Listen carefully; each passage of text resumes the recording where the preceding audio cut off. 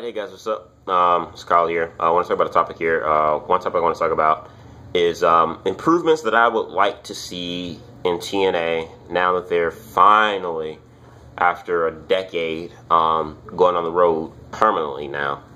So these are a few changes I like to see in the company. Obviously, they're not going to happen overnight. It's going to take some time, but hopefully they will do it. One of the things that changes I like to see in TNA is the music. I think the entrance music in TNA it's sucky. Always has been. Their music is very generic, in my opinion. I think TNA's music is very generic. It's not very recognizable.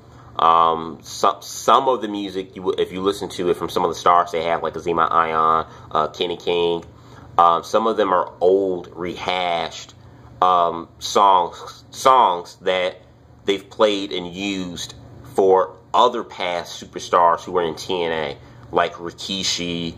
I think one was one time they used what they used for the Rock and Rave Infection.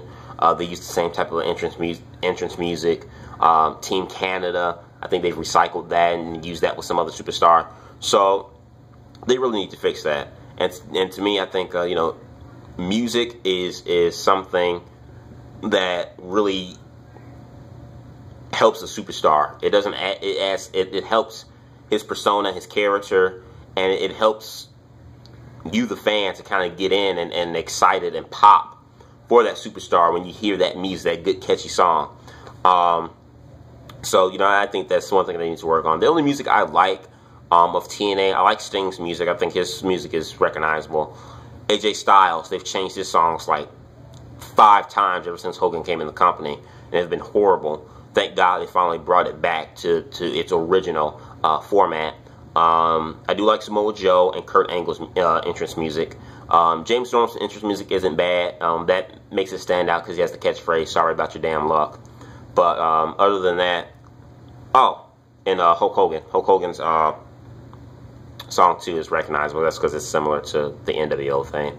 But yeah, so that's one thing I think I like to see them work on.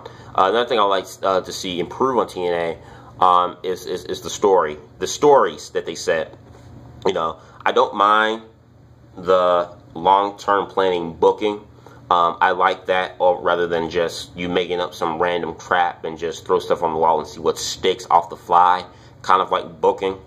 I don't mind long-term planning booking, that's fine. But what I would like from TNA is consistency in those long-term plannings in their booking. Because Aces and Eights, it started off great, then it just kind of like, meh, it went in a slump. And since Bully Ray has turned heel and revealed to be the leader, he's added some fuel, or back into that Aces and Eights machine. He's added some. It was a shot that the story needed, because the Aces and Eights storyline was really dragging TNA all together, the whole product down. It was just dragging it down. So I would like to see.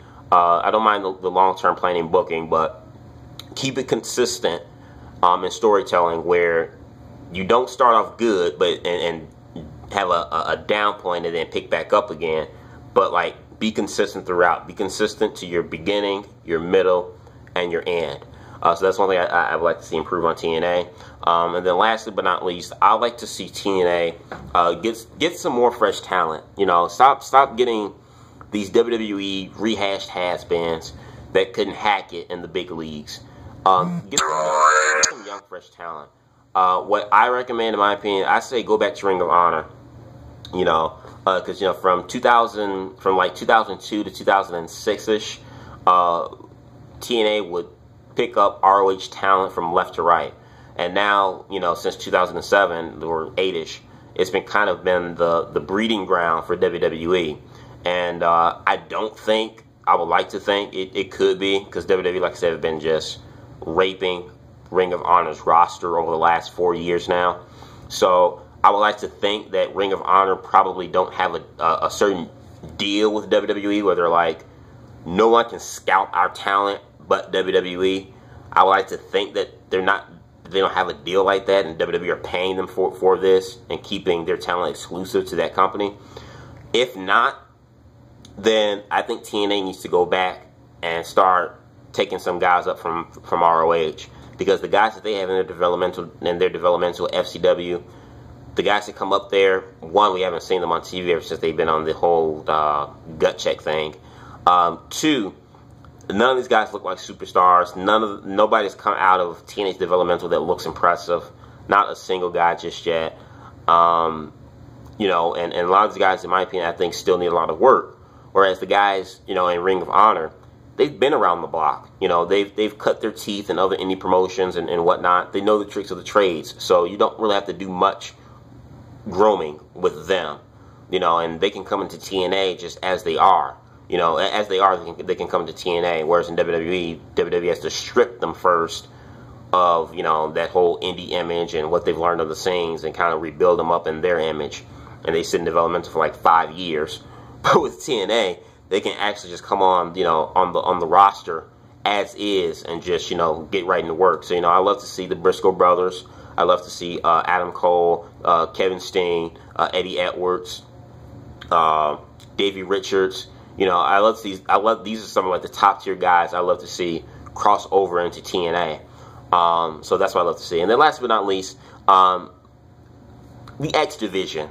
I mean, really, I'm tired of TNA kind of treating the X Division as like just this, I don't know. It's like the X Division is not even important anymore to the company anymore. I mean, they're trying every once in a while, but it's like now the X Division is just a special attraction. And that's one thing I don't like about TNA now, what they've done with that thing. Because the whole X Division thing, it had no limits. That was the point of it. It had no limits. Now they've added a 230-pound weight limit. You know, and that's like, it wasn't about weight limits. It was about no limits. That was the tag for the X Division. You know, and they're treating it now like a cruiserweight division now.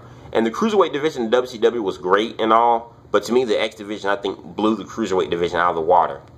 Even though the cruiserweight division is the foundation of what's set for, you know, what came to be the X Division in TNA. But, I mean, like, I don't like how they're trying to turn it into a cruiserweight division only, where only smaller guys, because a lot of great main event talent in TNA came from the X Division, like the Samoa Joes, the AJ Styles, the Austin Aries. All those guys came up from the X Division title, you know, division. You know, the X Division title was the workhorse title. You know, and now that they're kind of like just making it exclusive to just small guys, it kind of takes away the prestige of that division. And like I said again, I don't like the fact of how they're taking the X Division and they're making it just a special attraction thing. It's not a consistent thing anymore in TNA. You know, we may see an X Division match once every 2 to 3 weeks, where the X Division was TNA's core. You know, that was their bread and butter.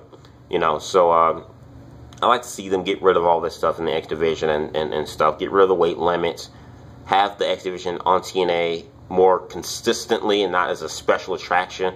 So yeah, you guys give me your thoughts on these points and views and opinions. If you agree or disagree, if I missed something, in the comment box below. But these are improvements I like to see in TNA as they move forward, going on the road more often. Comment, subscribe, peace.